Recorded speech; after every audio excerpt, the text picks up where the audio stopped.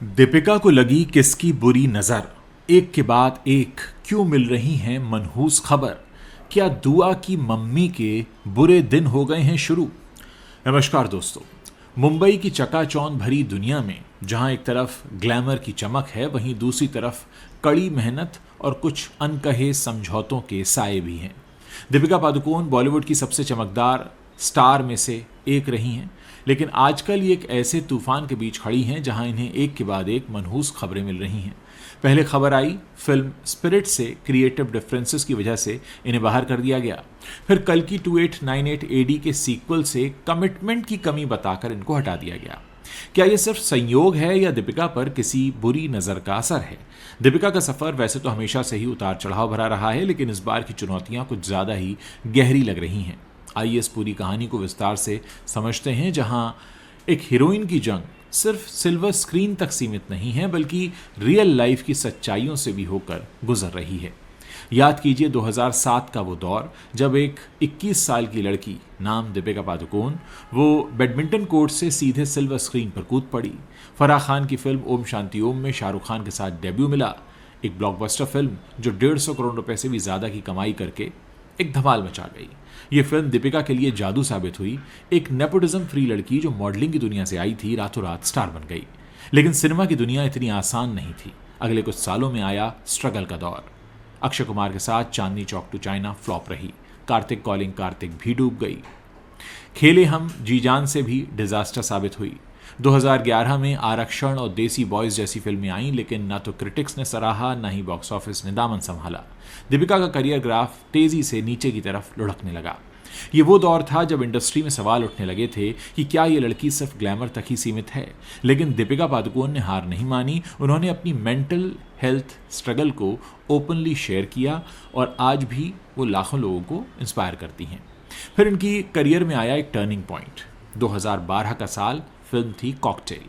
होमी अज्जानिया की इस romantic comedy ने दीपिका का जो रोल था एक फ्री स्पिरिटेड लड़की का, उसे क्रिटिक्स ने काफ़ी सराहा। फिल्म ने करीब 78 करोड़ रुपीस कमाए और दीपिका को बेस्ट एक्ट्रेस का फिल्म फेयर अवार्ड भी मिला। ये वो फिल्म थी जिसने साबित किया कि दीपिका सिर्फ ग्लैमर दिखाने वाली एक्ट्रेस नहीं है, बल्कि बाकायदा वो परफॉर्मर है। इसके बाद 2013 का कमाल हुआ। चारों फिल्में हिट। ये जवानी है दीवानी 188 करोड़, चेन्नई एक्सप्रेस 189 करोड़, रामलीला 111 करोड़ और शाहरुख खान के साथ चेन्नई एक्सप्रेस भी आई और इसने भी दीपिका को सुपरस्टार का तमगा दे दिया। 2014 में हैप्पी न्यू ईयर ने 183 करोड़ रुपए कमाकर फिर धमाल मचाया। 2015 में पीकू और बाजीराव मस्तानी ने दीपिका को एक आर्टिस्ट के तौर पर स्थापित कर दिया। 2018 की पद्मावत ने 302 करोड़ रुपए कमाकर इतिहास रच दिया। दीपिका की परफॉर्मेंस को क्लासिक माना जाने लगा। इसके बाद हॉलीवुड में triple X, return of Xander Cage और फिर 2023 का धमाका पठान ने 543 करोड़ रुपए कमाए और जवान ने 640 करोड़ रुपए कमाए। दोनों ने मिलकर 1000 करोड़ रुपए से ज़्यादा का बिजनेस किया। फिर 2024 में फाइटर आई 337 करोड़ और कल की 2898 एडी जिसने 650 करोड़ रुपए कमाए और दीपिका को बॉक्स ऑफिस की क्वीन बना दिया। कुल मिलाकर दीपिका की 30 फिल्मों ने 10,000 करोड़ रुपए से ज़्यादा की वर्ल्ड वाइड कमाई की है और एक ऐसा रिकॉर्ड है जो आसानी से शायद टूटने वाला भी नहीं है। लेकिन क्या दीपिका पादुकोण हिट की गारंटी हैं? बॉक्स ऑफिस पर अगर ट्रैक रिकॉर्ड देखें तो हाँ, उनके पास 11 फिल्में हैं जो 100 करोड़ के क्लब में हैं। ज़्यादातर शाहरुख या रणवीर जैसे सितारों के साथ हैं। फ्लॉप्स भी हैं, जिसमें ब्रेक के बाद 2010 में आई थी 18 करोड़ का धंधा किया। फाइंडिंग फैनी 2014 में आई थी 35 करोड़ कमाया। छपाक 2020 में आई थी फ्लॉप रही। 83 2021 में आई थी 117 करोड़ कमाया। ये फिल्म क्रिएटिवली स्ट्रांग थी लेकिन कमर्शियली डूब गई। फिर भी दीपिका का ओवरऑल सक्सेस रेट 60% से ऊपर है। ये वो एक्ट्रेस हैं जो बड़े बजट वाली फिल्मों को पैन इंडिया अपील देती हैं, लेकिन इंडस्ट्री में एक्टर्स दो तरह के होते हैं, जैसा कि हमेशा कहा जाता है। एक तो वो जो सिर्फ खुद के बारे में सोचते हैं, अपनी ब्रांडिंग के बारे में, अपनी फीस और अपनी कंफर्ट के बारे में सोचते हैं, जो खुद का ब्रांड बनाते हैं। और दूसरे वो जो फिल्म के लिए समर्पित होते हैं, जो डेडिकेट हो जाते हैं अपनी फिल्म के लिए, वो क्रिएटिव विजन को ऊपर रखते हैं। लेकिन सवाल ये है कि दीपिका कहाँ खड़ी हैं, उनके क्रिटिक्स क्या कहते हैं। और हाल के जो उनके खबरें आ रही हैं, स्पिरिट से बाहर होना, जहां उन्होंने 20 करोड़ रुपए की फीस, प्रॉफिट शेयरिंग और 8 घंटे की वर्किंग शिफ्ट की डिमांड रखी और तेलुगु डायलॉग्स न करने की डिमांड रखी, ये थोड़े सेल्फिश लगते हैं। माँ बनने के बाद वर्क लाइफ बैलेंस की बात तो जायज़ है, लेकिन क्या ये फिल्म के कमिटमेंट से ज़्यादा पर्सनल ब्रांडिंग पर ध्यान देना है? दीपिका ने सालों पहले ही वर्किंग आवर्स पर बहस छेड़ी थी। 2018 में उन्होंने कहा था, मैं बर्नआउट नहीं होना चाहती, क्रू के लिए फिक्स्ड आवर्स जरूरी हैं। हाल ही में एल&टी चेयरमैन के 90 घंटे वर्क वीक वाले बयान पर उन्होंने इंस्टाग्राम पर रिएक्ट किया था और लिखा था, shocking, mental health matters. Vidya Balan, Radhika Madan, ऐसी कुछ एक्ट्रेसेस ने इसमें उनका सपोर्ट भी किया और कहा कि न्यू मदर्स को फ्लेक्सिबल आवर्स मिलने चाहिए। लेकिन संदीप रेड्डी वांगा जैसे डायरेक्टर्स ने इसे डर्टी पीआर गेम कहा। राम कपूर ने तो यहाँ तक कह दिया कि टॉप स्टार्स ही चुन सकते हैं, लेकिन फिल्म के लिए कमिटमेंट ज़रूरी है। अब आती है बात हाल की खबरों पर। मई 2025 में फिल्म स्पिरिट से उन्हें बाहर निकाला गया। प्रभास के साथ संदीप रेड्डी वांगा की फिल्म, जहां क्रिएटिव डिफरेंस हुए और वर्किंग कंडीशंस पर बात बनी नहीं, तृप्ति डिमरी ने उनको रिप्लेस किया। फिर 18 सितंबर को वैजंती मूवीज़ का ऐलान कि कल की 2898 AD से, इसके सीक्वल से, दीपिका आउट हैं।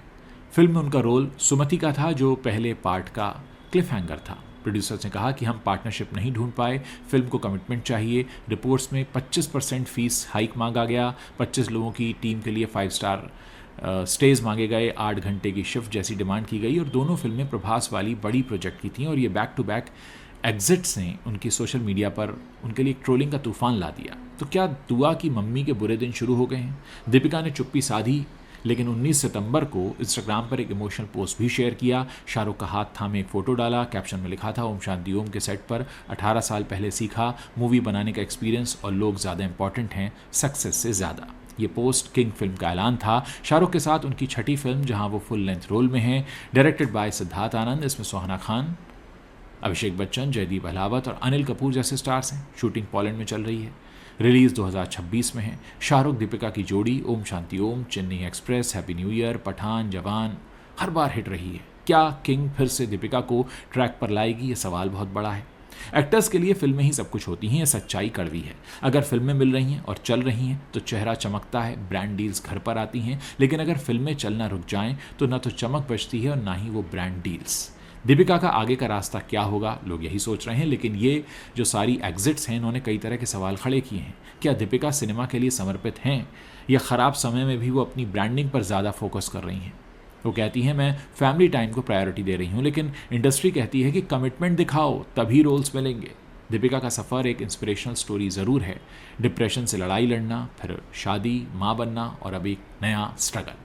शायद किंग वो फिल्म बन जाए जो उन्हें फिर से सिनेमा के पर्दे पर वापस लेकर आए। और हो सकता है कि आने वाले समय में जो लोग ये कह रहे हैं कि दीपिका कमिटमेंट फोबिक हैं या कमिटमेंट नहीं करना चाहती, उनको अपनी भाषा में जवाब दें दीपिका। लेकिन हाँ, इतना ज़रूर है कि ये जो तमाम तरह की बातें इस समय हो रही हैं, जो एकाएक उनको निकाला गया 2 फिल्मों से, बड़ी फिल्मों से, करियर पर असर पड़ता है। आप बड़े बड़े ब्रांड आप साइन कर रहे हो, लेकिन अगर आप फिल्म से बाहर होते हैं तो कहीं ना कहीं आपकी मार्केट वैल्यू नीचे जाती है। ठीक वैसा ही है जैसा 2020 में छपाक के बाद हुआ था। छपाक जैसी फिल्म फ्लॉप हुई थी और इसके लिए जिम्मेदार ठहराया था मेघना गुलजार ने, उनकी डायरेक्टर ने, खुद दीपिका पादुकोण को, कि उन्हें अपनी फिल्म के प्रमोशन को सही से लेना चाहिए था और ऐसी जगह पर खड़ा नहीं होना चाहिए था जहाँ पर खड़े होकर उनकी फिल्म को नुकसान पहुँचे। तो बहुत कुछ होता है एक स्टार के कंधे पर। फिलहाल दीपिका 2 फिल्मों से बाहर हैं,